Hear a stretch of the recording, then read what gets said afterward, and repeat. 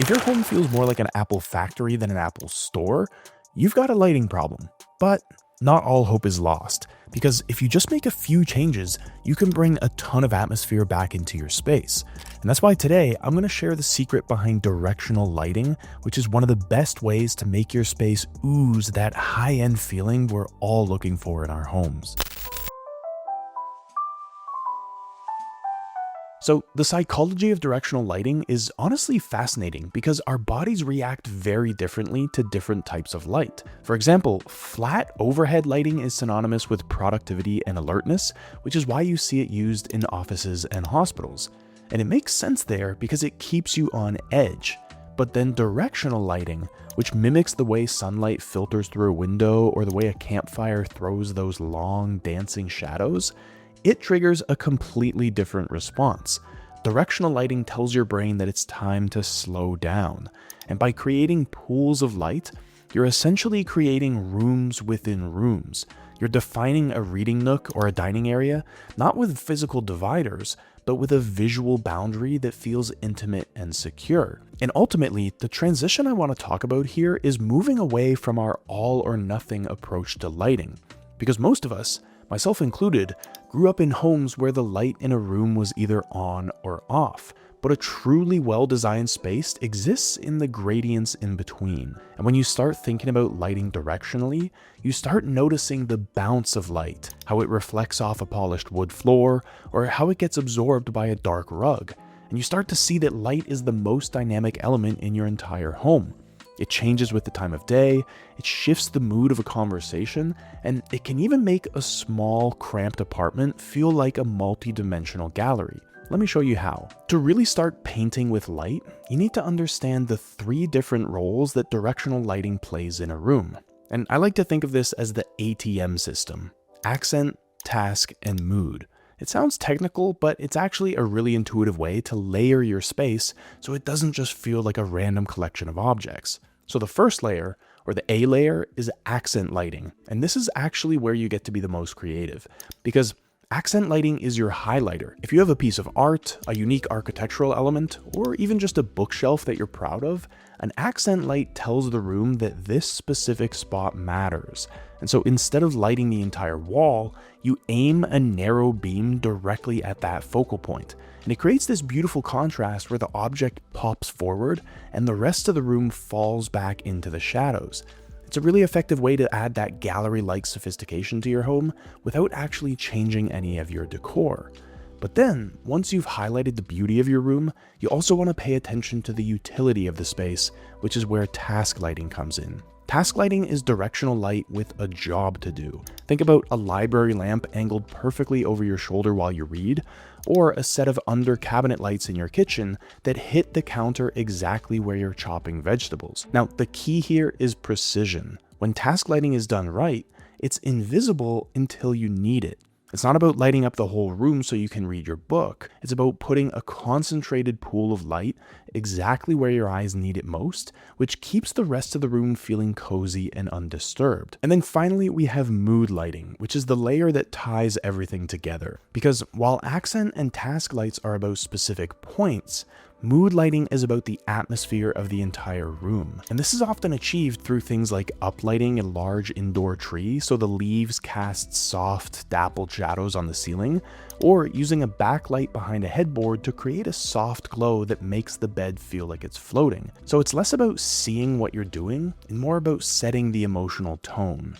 But when you combine these 3 types of lighting, accent, task, and mood lighting, you aren't just illuminating a room anymore. You're designing an experience. But now that you understand the purpose behind these layers, the real magic happens in the execution, and specifically the physics of how that light hits a surface. Because at this point, I want to talk about techniques like wall washing and wall grazing, which sound similar but create completely different vibes. And these two are basically the 2 main ways that you can treat a vertical surface to change the weight of a room. If you want a room to feel larger and more open, you go with a wall wash. So you place your light source a little bit further away from the wall, usually at least a foot or two back, so the light beam has enough space to spread out evenly before it hits the wall. This washes the entire surface in a smooth, uniform glow, and the reason this works so well is that it minimizes shadows.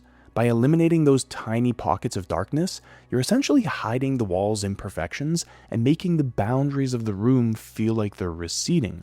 It's a classic gallery trick because it creates a clean, bright backdrop that makes everything in front of it look sharp and clear. So if you're dealing with a small or narrow space that feels a bit claustrophobic, a wall wash is a quick way to make the walls feel like they're pushing outward, which gives the whole area a much airier, more expansive quality. But if you want to lean into that expensive tactile feeling, you'll want to try wall grazing. And wall grazing is kind of the exact opposite of a wash in terms of its intent, because instead of pulling the light back to hide the details on the wall, you place the light source really close to the wall. And when you do this, you're forcing the light to skim across the surface at a very sharp, narrow angle.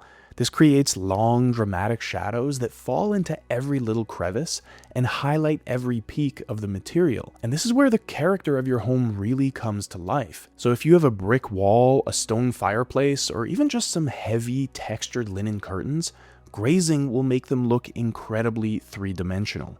You start to see the grit and the physical history of those materials. But even a simple plaster wall with a little bit of hand-finished texture can look like a piece of art when it's grazed. You know, it's a much more moody and intimate look than washing because it thrives on contrast. So while a wall wash is about making the wall disappear into the background, grazing is about making the wall the main event. Now, to pull these off, I want you to think about the hardware as the paintbrushes for your light. You don't need to be an electrician to get this right, but you do need to choose the right tool for the specific effect you're chasing. Now, the most versatile option for a modern home is going to be track lighting, but not the clunky industrial versions you might be picturing from decades ago, because modern track lights are slim, minimalist, and most importantly, completely adjustable. They allow you to click a spotlight into place and aim it exactly where you need it, whether that's at a piece of art today or a new reading chair tomorrow. And so it gives you the flexibility to change the focal points of your room without ever touching a drill again. But if you prefer a cleaner, more integrated look, recessed gimbals are the way to go. Unlike a standard can light that just points straight down at the floor, a gimbal has a housing that allows the bulb to tilt and rotate. And this is how you achieve wall washing or wall grazing from a ceiling light source. You're essentially hiding the source of the light while still being able to direct the beam toward a feature wall or something like a fireplace. And so it keeps the ceiling looking quiet and uncluttered while still doing all the heavy lifting of highlighting your decor from above. And then for those areas where you want the light fixture itself to be part of the design, picture lights and LED strips are good options. Because a classic picture light mounted above a frame doesn't just illuminate the art, it signals that the art is a prized possession, giving it that old world library or museum feel. And at the same time, LED strips are a great tool for hiding your lights. Because they're so thin and flexible, you can tuck them into the coves of a tray ceiling, under the lip of a bookshelf, or behind a headboard. They're perfect for creating that floating backlight effect or a soft indirect glow that feels like it's emanating from the architecture itself. Of course, you want to avoid any boldly colored LEDs, since those are going to make your home look like a back alley in Kowloon. But that actually brings me to a crucial detail a lot of people miss, which is color temperature. You can have the most expensive lighting fixtures and the perfect wall wash, but if the color of the light is wrong, the vibe of your entire place will be ruined. And so, you probably already know that color temperature is measured on the Kelvin scale. And so you'll see numbers like 3000 or 5000 Kelvin on the box of any light bulb you buy. Now, to keep it simple, for directional lighting to work its psychological magic, you want to stay in that warm, golden hour range of around 2700 to 3000 kelvins.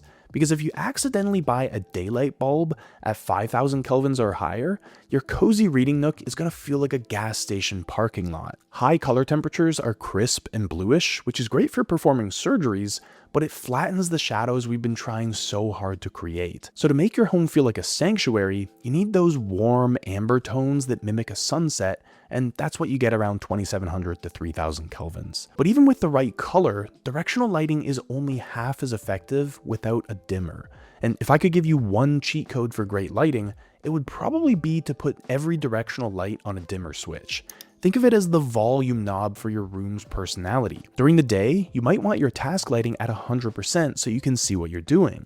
But as the sun goes down, you'll want to dial that back, because dimming your accent lights doesn't just make them less bright, it also makes the beam feel softer and the shadows a bit more mysterious. But I should also mention one of the biggest mistakes people make when they start playing with directional lighting, which is what I call museum overload.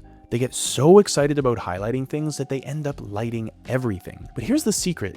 Directional lighting is actually the art of choosing what to leave in the dark. And in design, we call this negative space.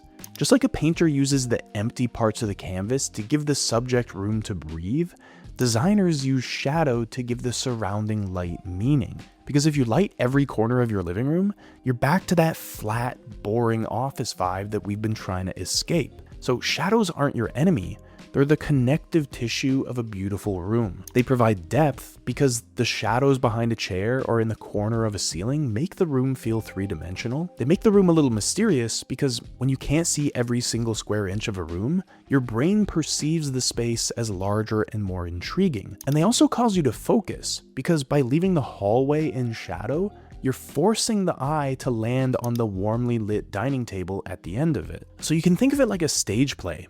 If the house lights are up, it's just a room with furniture. But when the house lights go down and the spotlight hits the lead actor, the rest of the world disappears. So when you embrace negative space like this, you aren't just lighting a room, you're directing the story of your home. So if you enjoyed this deep dive into directional lighting, I actually built a lighting tool that helps you visualize better lighting in your own home. You just upload a photo of your room and the tool will give you back photos that show you how your room could look if you really get the lighting right. That's how you can go from a room that looks like this to one that looks like this in a matter of seconds. If you want to do that for your own home, check out the link in the description. And if you want to dive even deeper into lighting, check out my ultimate guide to lighting video here, which explores these and other ideas in even greater detail. If you got anything out of this video, you definitely don't want to miss that one. I'll see you there.